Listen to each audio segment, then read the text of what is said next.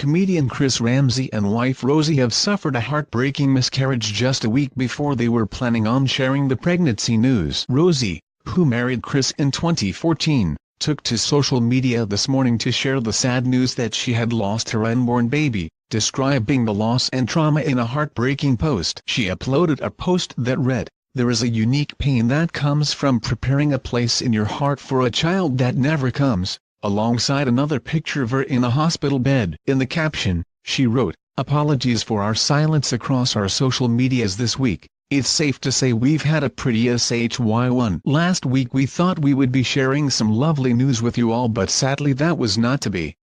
When we went for our 12-week scan, our baby could not be found. He or she had passed early on in the pregnancy, leaving behind the pregnancy sac." Heartbreakingly, the star, who has a son, Robin, with Chris, added, "My body still thought I was pregnant for all those weeks after the baby had passed. Hormones were released and everything apart from the baby was still growing. I've never heard of this before, so as you can imagine it all came as a great shock."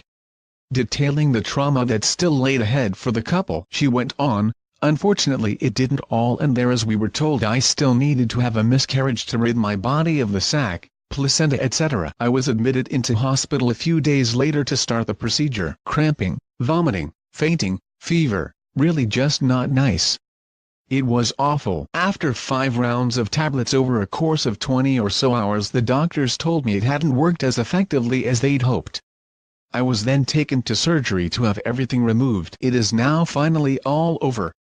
She added, "I know it is going to take time to come to terms with all of this. I feel emotionally and physically exhausted. I have so much sympathy for other couples who are going through this, as I never knew it entailed so much heartache. Robin has been wonderful through it all and we feel so blessed to have him in our lives. Thank you so much for all your messages of concern. I've read them all, just didn't know how to respond."